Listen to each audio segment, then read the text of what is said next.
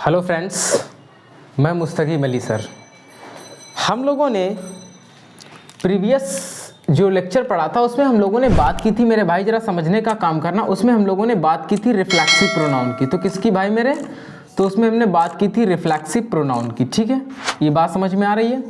Reflexive pronoun की बात की थी। और रिफ्लेक्सिव प्रोनाउन कौन कौन से, थोड़ा सा ध्यान देना, कौन कौन से थे? तो आप कहेंगे सर एक था माई सेल्फ, ठीक है, माई सेल्फ था।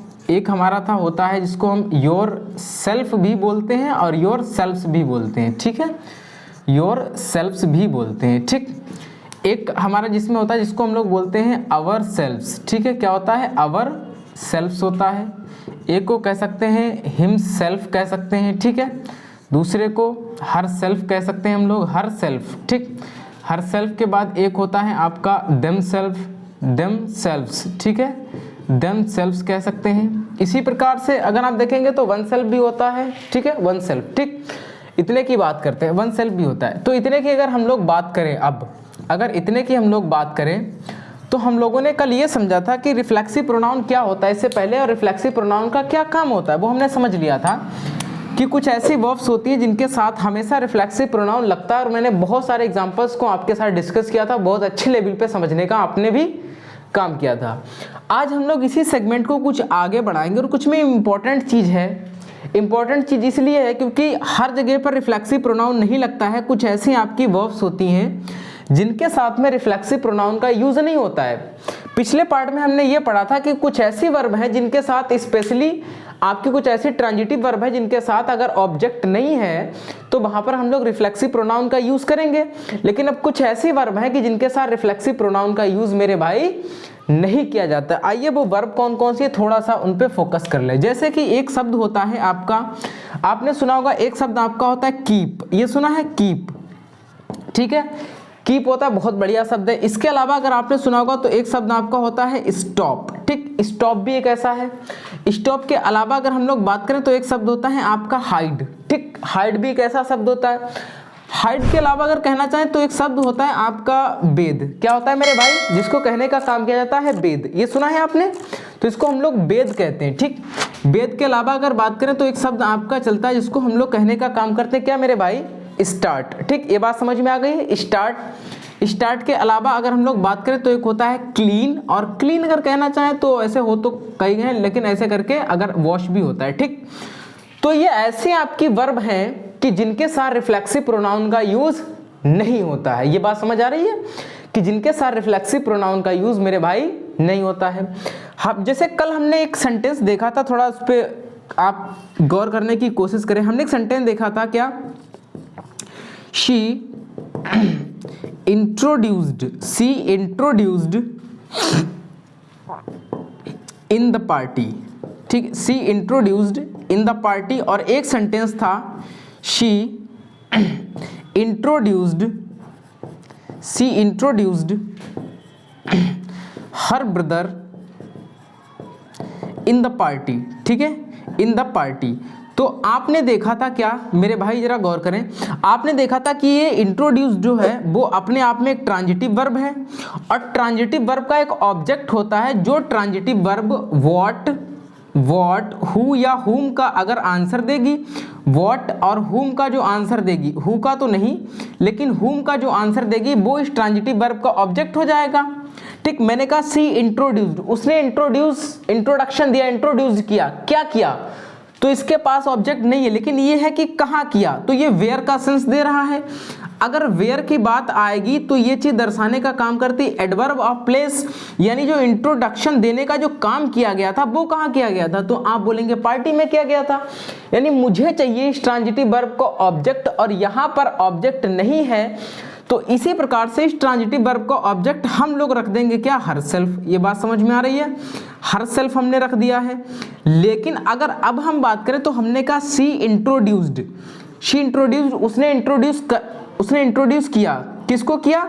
तो हर ब्रदर, अपने भाई को। शी इंट्रोड्यूस्ड हुम, तो उसने लिखा अपने भाई को, कहाँ? In the party. तो इस वाली ट्रांजिटिव वर्ब का ये वाला जो हर ब्रदर है ये इसका क्या है मेरे भाई? ऑब्जेक्ट है।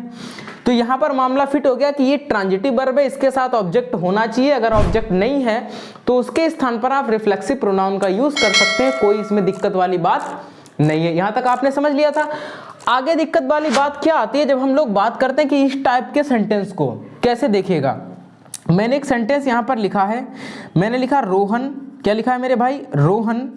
मैं यहाँ से इस रेड पेन से लिख रहा हूँ, आप देखने का काम करें थोड़ा सा, ठीक। मैंने एक सेंटेंस लिखा है रोहन, ठीक, रोहन हिड, और मैंने लिखा है हिमसेल्फ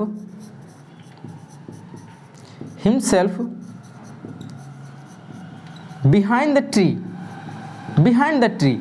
तो आप बोलेंगे सर ये जो रोहन है बिल्कुल सही है, ये एक सेकेंड फॉर्म है, ठीक है, सेकेंड फॉर्म वर्ब की, हाइड की सेकेंड फॉर्म है, और उसने किसको छिपाया, तो अपने आप को छिपा लिया। किसके पीछे, तो पेड़ के पीछे छिपा लिया। एक्चुअल में होता क्या है, ये जितनी भी वर्ब हैं इनमें जब भी कोई अगर ऑब्जेक्ट यूज होगा तो कोई दिक्कत नहीं है, लेकिन अगर ऑब्जेक्ट यूज ना हो तो आप रिफ्लेक्सिव प्रोनाउन क्यों नहीं लगा सकते, क्योंकि ये जो है ना, ये सारी की सारी वर्ब जो एक्शन आपका जो डूअर होगा सब्जेक्ट, उस डूअर पे ही ये पूरा का पूरा एक्शन होता है। तो इसी प्रकार से उस डूअर का रिफ्लेक्सिव प्रोनाउन यूज करना यहाँ पर गलत है। तो हम लोग इसको कैसे बनाएंगे, हम लोग इसको बनाएंगे सिंपली इस प्रकार से कि Rohan had behind the tree. Rohan जो है उसने अपने आप को नहीं छुपाया, वो अपने आप छिप गया। रोहन अपने आप ही छिप गया, बिहाइंड द ट्री।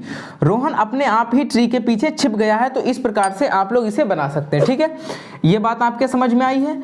जैसे कि अब अगर हम कुछ और एग्जांपल्स को डिस्कस करना मेरे भाई, ठीक है, अगर हम लोग अब कुछ और एग्जांपल्स को डिस्कस करें तो थोड़ा सा यहाँ पर आप गौर करने की कोशिश करना, ठीक है मेरे भाई। देखिए, ठीक, एक सेंटेंस आपके सामने ये बनाया जा रहा है, आइए देखिए इसको। मैंने क्या लिखा है कि she'll bathe herself in the river. तो क्या ये कहना सही है, शीला ने अपने आप को नदी में नहलाया, अपने आप को नहलाया है, खुद अपने आप नहाई। तो आप बोलेंगे सर वो तो खुद अपने आप नहाई है, जब खुद नहाई है तो इसका मतलब इसकी जरूरत हमें नहीं है। सिंपली हम कह सकते हैं कि शीला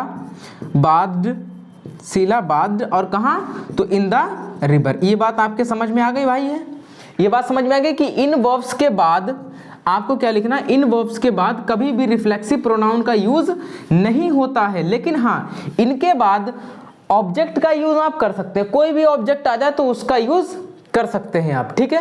ये बात समझ में आ गई भाई, उसका यूज कर सकते हैं। जैसे मैंने कहा रोहन, देखना जरा गौर से, रोहन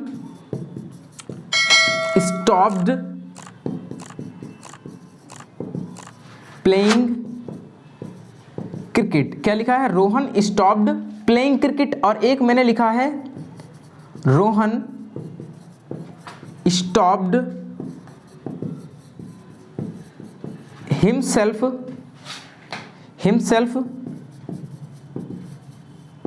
प्लेइंग क्रिकेट, ठीक है।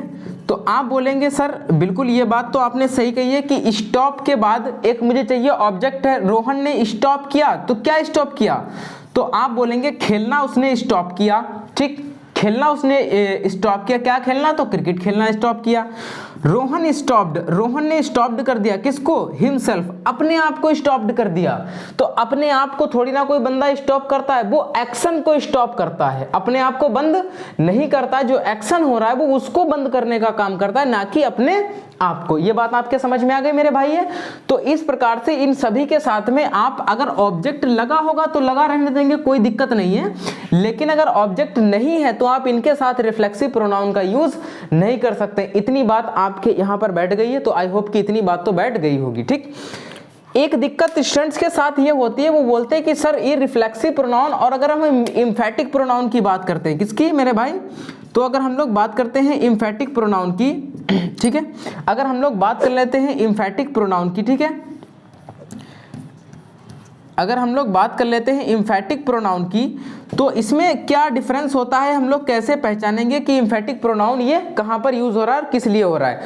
थोड़ा सा गौर करें, एम्फैटिक प्रोनाउन कुछ नहीं होता एक्चुअल में। एम्फैटिक जो प्रोनाउन होता है, एम्फैटिक एम्फेसिस से बना है, और एम्फेसिस का मतलब होता है किसी चीज पर स्ट्रेस देना। क्या देना मेरे भाई, स्ट्रेस, यानी कि जोर दे करके किसी चीज को। जैसे मैं कहूं ये काम मैंने किया, ये काम मैंने किया, तो ये बात अलग हो गई। और मैं इस बात को अगर ऐसे कहूं कि ये काम मैंने ही किया, मतलब मेरे अलावा और किसी ने नहीं किया, ये काम मैंने किया, हो सकता है मेरे अलावा मेरे साथ में कोई और मेरा दोस्त जुड़ा हो तो मैंने उसमें इंक्लूड कर लिया कि मैंने किया ये काम, कि कोई मेरा भी दोस्त होगा। लेकिन जब ये कहा मैंने कि मैं ये काम मैंने ही किया, तो इसका मतलब मेरे अलावा इसमें और कोई नहीं था, ये काम अकेले के अकेले हमने किया। तो इस प्रकार से जब किसी सब्जेक्ट पे आपको जोर देना है तो आप उसके लिए एम्फैटिक प्रोनाउन का यूज करते हैं। ये बात समझ में आ गई? किसका यूज मेरे भाई करते हैं? तो उसके लिए एम्फैटिक प्रोनाउन का यूज किया जाता है। आइए थोड़े से पैटर्न को चेंज देखें। एक अगर सिंपल आप एक सेंटेंस का पैटर्न मेरे भाई देखेंगे, सिंपल अगर सेंटेंस का पैटर्न देखेंगे तो होता है सब्जेक्ट, सब्जेक्ट के बाद वर्ब होता है और वर्ब के बाद कोई भी चाहिए हमें ऑब्जेक्ट। ये बात समझ में आ गई है? आई होप कि इतनी बात समझ में आ गई होगी। अब अगर हम लोग बात करते हैं तो एक होता है सब्जेक्ट और सब्जेक्ट के बाद लगी है वर्ब, और वर्ब के बाद क्या होना है? वर्ब के बाद अगर ऑब्जेक्ट नहीं है, वर्ब के बाद अगर ऑब्जेक्ट नहीं है, इस प्रकार की वर्ब के बाद अगर ऑब्जेक्ट नहीं है तो आप रिफ्लेक्सिव प्रोनाउन का यूज कर सकते हैं। जो ये वाले प्रोनाउन है रिफ्लेक्सिव प्रोनाउन का यूज कर लेंगे, कोई दिक्कत नहीं है। तो ये वाला पैटर्न जो है वो आपका बिल्कुल राइट माना जाएगा। ठीक, ये बात समझ में आ गई है? ये वाला पैटर्न बिल्कुल आपका राइट माना जाएगा। अगर अब हम लोग देखें कि सब्जेक्ट भी लगा है, वर्ब भी लगी है, और वर्ब के बाद यहां पर कोई एक रिफ्लेक्सिव आपका प्रोनाउन है। कैसा है? रिफ्लेक्सिव प्रोनाउन, लेकिन उसके बाद आपका ऑब्जेक्ट भी है, उसके बाद ऑब्जेक्ट भी है। तो जब ऑब्जेक्ट होगा और उसके बाद भी रिफ्लेक्सिव प्रोनाउन लगा है तो इसका मतलब ये रिफ्लेक्सिव प्रोनाउन की जरूरत नहीं थी, क्योंकि अभी हमने पढ़ा है कि रिफ्लेक्सिव प्रोनाउन जब ही लगेगा जब यहां पर ऑब्जेक्ट नहीं होगा। लेकिन अगर रिफ्लेक्सिव प्रोनाउन के बाद ऑब्जेक्ट है, इसका मतलब वो चीज इरर में आ रही है।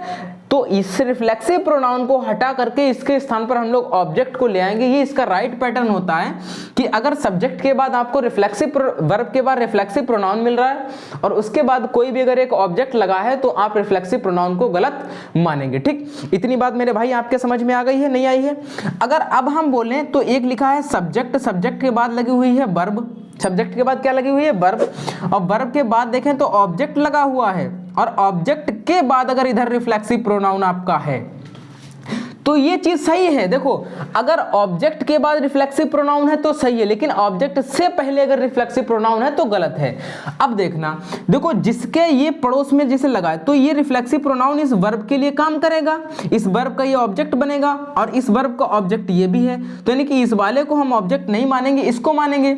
लेकिन यहां पर जो रिफ्लेक्सिव प्रोनाउन लगा है, एक्चुअल में ये रिफ्लेक्सिव प्रोनाउन जो लगा है वो इस वाले सब्जेक्ट के लिए लगा है, इसके लिए, इस बंदे के लिए, खुद के लिए लगा है कि ये रिफ्लेक्सिव प्रोनाउन, एम्फैटिक प्रोनाउन, सॉरी, ये एम्फैटिक प्रोनाउन यहां पर जो यूज हो रहा है तो इसको एम्फैटिक प्रोनाउन बोलेंगे। अगर ये लगा होगा रिफ्लेक्सिव प्रोनाउन की तरह तो इसको क्या बोलेंगे? एम्फैटिक प्रोनाउन बोलेंगे। बात समझ में आ रही है? तो ये एम्फैटिक जो प्रोनाउन होगा ये इस वाले सब्जेक्ट के लिए काम करेगा। इन द सेम वे अगर ये वर्ब लिखी है और इधर आपका एक एम्फैटिक प्रोनाउन लगा हुआ है, एम्फैटिक क्या लगा हुआ है? प्रोनाउन, और इधर आपकी वर्ब है और वर्ब हुई है और इधर आपका अगर ऑब्जेक्ट है, तब भी ये पैटर्न सही है, क्योंकि ये वाला एम्फैटिक प्रोनाउन इस वाले सब्जेक्ट के लिए काम करेगा। ये बात समझ में आ गई है? किस वाले? इस वाले सब्जेक्ट के लिए, यानी सब्जेक्ट के तुरंत बाद अगर कोई रिफ्लेक्सिव प्रोनाउन होगा तो वो एम्फैटिक का काम करेगा, और या तो पूरे सेंटेंस के सबसे आखिर में जो होगा, ऑब्जेक्ट के आखिर में जो होगा उसको एम्फैटिक प्रोनाउन बोलेंगे। लेकिन अगर जो वर्ब के बाद होगा उसको रिफ्लेक्सिव प्रोनाउन का नाम दिया जाएगा। इतनी बात समझ में आ गई मेरे भाई है? तो आई होप कि इतनी बात आप लोगों को समझ में आ गई होगी। ये पूरा फंडा था किसका? हमारा एम्फैटिक प्रोनाउन का और आपके रिफ्लेक्सिव प्रोनाउन का। ठीक है, तो यहां से इस चीज की बात खत्म हुई है। अब नेक्स्ट जो हमारा लेक्चर आएगा उसमें हम लोग पढ़ेंगे, बहुत इंपॉर्टेंट सेगमेंट होगा, बहुत ही ज्यादा इंपॉर्टेंट होगा वो एग्जाम के लिए, और जो अपने आप में मेरे भाई क्या कहलाता है उसको हम लोग कहलाने का काम करते हैं रिलेटिव प्रोनाउन। ठीक है, हम लोग जो अब सीखेंगे अगले सेगमेंट में वो हम लोग सीखेंगे रिलेटिव प्रोनाउन। ये बहुत इंपॉर्टेंट है, इससे क्वेश्चन बहुत अच्छे लेवल के बनेंगे। ठीक है, तो अगली बार नेक्स्ट डे यानी कि कल हम लोग पढ़ेंगे किसको?